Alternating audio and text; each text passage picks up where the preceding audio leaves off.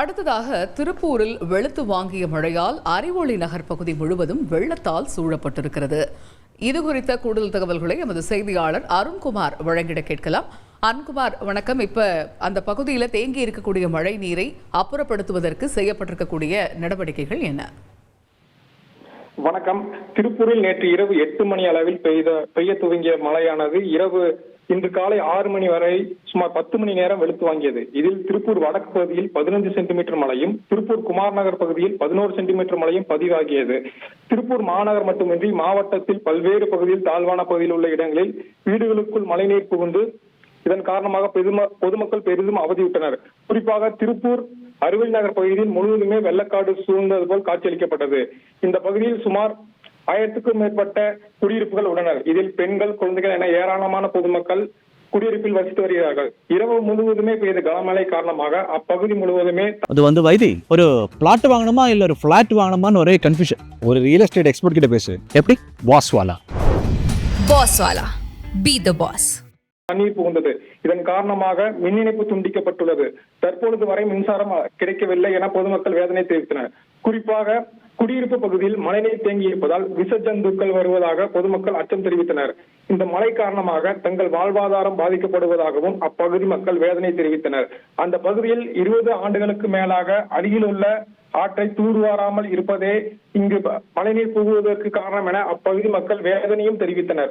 தொடர்ந்து மாநகராட்சி அதிகாரிகள் மழைநீர் வடிவதற்கான பணியை மேற்கொண்டு வருகின்றனர். JCB உதவியுடன் மழைநீரை அப்புறப்படுத்தி வருகின்றார்கள். விரிவான கள விவரங்களை வழங்கியமைக்கு நன்றி அருண்குமார். இதனிடையே பகுதிவாசிகள் இது தொடர்பாக தெரிவித்திருப்பது என்ன பார்ப்போம். என் பேர் தேவராஜ். நான் திருப்பூர் மாவட்டத்தில் 6வது வார்டில் அறிவொளி நகரில் இருக்கிறோம். பார்த்தீங்கன்னா ஜிஎன் கார்டன், இப்படி ஒரு சபரி கார்டன் எல்லாம் சுற்றி நாங்கள் இருக்கிறோம். பார்த்தீங்கன்னா 1000க்கும் மேற்பட்ட வீடுகள் இருக்குது. கிட்டத்தட்ட ஒரு 30 வருஷத்துக்கு மேலே நாங்கள் வாழ்ந்துட்டு இருக்கிறோம். சின்ன சின்ன மலைக்கு கூட தண்ணி வீட்டுக்குள்ளே வந்துடுது, ஊருக்குள்ளே வந்துடுது. ரொம்ப கொடுமைங்க, ரொம்ப கஷ்டம். இன்னைக்கு பேஞ்ச மழை பார்த்தீங்கன்னா ஒரு 5 மணி நேரம் 6 மணி நேரம் தான் பேஞ்சிருக்கும். அந்த மலைக்கு இவ்வளவு பெரிய பிரச்சனை. பார்த்தீங்கன்னா வீட்டுக்குள்ள தண்ணி பூந்து பாம்பு ஒரு 4-5 பாம்பு எங்களுக்கு தெரியாமல் எத்தனை பாம்புகளோ தண்ணி பார்த்தீங்கன்னா வந்துகிட்டே இருக்குது. வாகனங்கள் இருக்குது, கார் இருக்குது, பைக் இருக்குது, எல்லாம் பாதிக்கப்படுது. அப்புறம் குழந்தைங்களை வச்சுக்கிட்டு வயசானவங்களாம் பார்த்தீங்கன்னா வயசானவங்க இருக்கிறாங்க, முதியவர்கள் இருக்கிறாங்க. அவங்களெல்லாம் மக்களாக தான் நாங்களாக தான் எல்லாம் கொஞ்சம் ரெடி பண்ணி மாடி இருக்கிற வீடுகளுக்கு கூட்டிகிட்டு போய் இப்படி எல்லாம் பாதிப்பு.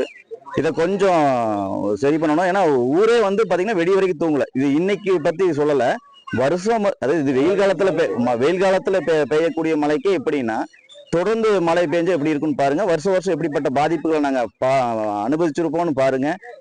பார்த்தீங்கன்னா இது தொடர்ந்து எப்பொழுதுமே இருக்குது. இது மக்களுக்கு மிகப்பெரிய பாதிப்பா இருக்குது. இது காரணம் என்னன்னு பார்த்தா, மழை பெய்யும் பொழுது பக்கத்துல ஊருக்கு பக்கத்துல ஆறு இருக்குது. அந்த ஆறு தூர்வாரினாவே சரியா போயிடும். ஆறு சரிவர தூர் வாடுறது இல்லை.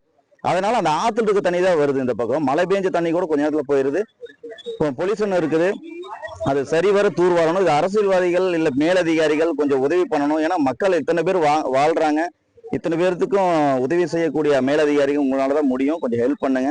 ஏன்னா குழந்தை குட்டிகளோட எத்தனை குடும்பங்கள் பாதிக்கப்படுதுன்னு கொஞ்சம் பாருங்க, கொஞ்சம் யோசிச்சு பாருங்க, சிந்திச்சு பாருங்க. நன்றி.